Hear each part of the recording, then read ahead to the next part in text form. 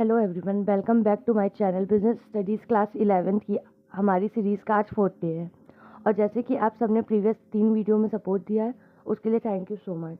आज हम एक और इम्पॉर्टेंट टॉपिक को इजी और सिंपल लैंग्वेज में समझेंगे, तो वीडियो को एंड तक ज़रूर देखना। And let's begin. आज का हमारा जो टॉपिक है वो सिक्योरिटी प्रॉब्लम और रिस्क ऑफ ई बिज़नेस।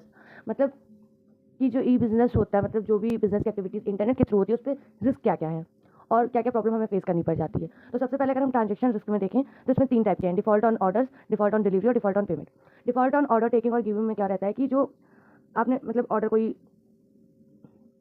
किसी ऑर्डर को आपने सिलेक्ट किया, तो अगर आप उस ऑर्डर को मतलब आपने किसी प्रोडक्ट को ऑर्डर किया, तो मान लीजिए इधर से सप्लायर कह दे कि उसको उस प्रोडक्ट की रिसीट ही नहीं मिली है और उधर से बायर कह दे कि मैंने तो ऑर्डर प्लेस किया है बट ऑर्डर अभी आया नहीं। तो ये इस तरह का जो रिस्क अराइज होता है वो डिफ़ॉल्ट ऑन ऑर्डर टेकिंग और गिविंग में आता है। दूसरा हमारा होता है default on delivery. Default on delivery में क्या होता है कि मान लीजिए आपने कोई प्रोडक्ट या गुड्स को ऑर्डर किया बट वो रॉन्ग एड्रेस पे चला गया या वो डिलीवर ही ना हो पाया, तो उस तरीके का जो रिस्क अराइज होता है वो होता है default on delivery. Default on payment में क्या होता है कि जब सप्लायर या सेलर कहते हैं कि उसको पेमेंट नहीं हुई है बट कस्टमर कहते हैं कि उसने पेमेंट कर दी है, तो इस केस में क्या होता है कि जो रिस्क अराइज होता है वो डिफ़ॉल्ट ऑन पेमेंट कहलाता है। दूसरा हमारा होता है डाटा स्टोरेज या ट्रांसमिशन रिस्क। अब सिस्टम में इतने सारे डाटाज हैं, डाटा स्टोर्ड हैं, तो वो बहुत वाइटल इंफॉर्मेशन स्टोर की गई है डाटा की, तो उसमें भी कई तरीके के रिस्क अराइज होते हैं, जैसे वायरस और हैकिंग।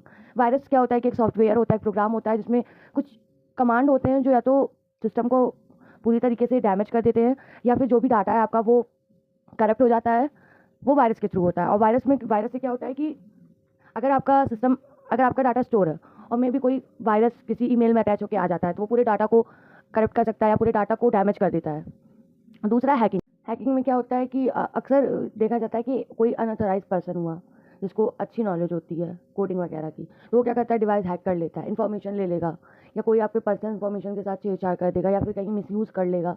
उसका मोटिव ये होता है कि या तो वो डाटा वगैरह को इंटरप्ट कर दे या फिर डाटा को मॉडिफाई कर दे अपने अकॉर्डिंग, कुछ भी डाटा का छेड़खानी कर दे, तो उसमें हैकिंग होता है। वायरस और हैकिंग दोनों से प्रोटेक्ट करने के लिए एंटीवायरस प्रोग्राम्स होते हैं जो वायरस से रिलेटेड हैक को प्रोटेक्ट करने में हेल्प करते हैं।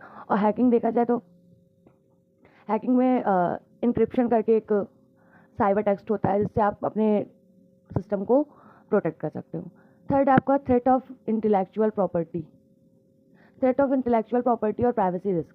तो इंटेलेक्चुअल प्रॉपर्टी होता है जैसे किसी कंपनी का लोगो हो गया या किसी कंपनी का कुछ इंटेलेक्चुअल प्रॉपर्टी किसी कंपनी का ओरिजिनल क्रिएशन या आइडिया हो सकता है। मे बी उस कंपनी का लोगो हो गया, उस कंपनी की ओरिजिनल वेबसाइट हो गई, या उस कंपनी का कंटेंट हो गया, इन्फॉर्मेशन हो गया, कॉन्फिडेंशियल इन्फॉर्मेशन हो गई। तो थ्रेट ऑफ इंटेलेक्चुअल प्रॉपर्टी ये होता है कि जब कोई अनऑथराइज्ड कॉपी, स्टीलिंग, मिसयूज़ हो जाए किसी कंपनी की ओरिजिनल इन्फॉर्मेशन, आइडियाज़ या क्रिएशन का, तो उसको थ्रेट ऑफ इंटेलेक्चुअल प्रॉपर्टी कहते हैं। थ्रेट ऑफ इंटेलेक्चुअल प्रॉपर्टी में को देख सकते हैं कि किसी वेबसाइट का कंटेंट आप कॉपी कर लिए या किसी का यूट्यूब वीडियो का चोरी हो जाना, ये थ्रेट ऑफ इंटेलेक्चुअल प्रॉपर्टी होता है। और इसको प्रोटेक्ट करने के लिए हमें कॉपीराइट, पेटेंट, ट्रेडमार्क्स वगैरह करवाने पड़ते हैं।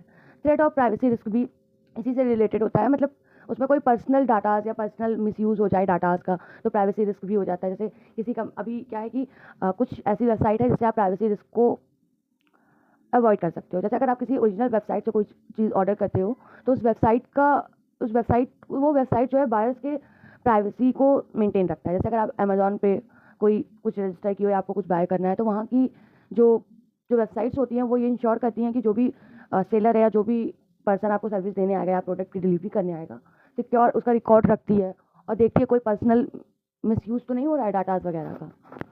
तो ये चीज़ भी आपकी प्राइवेसी रिस्क को कम करती है। तो आज का वीडियो हमारा यहीं तक था। अगर आपको पसंद आया हो तो please like, share, comment. Thank you. मिलते हैं नेक्स्ट वीडियो में।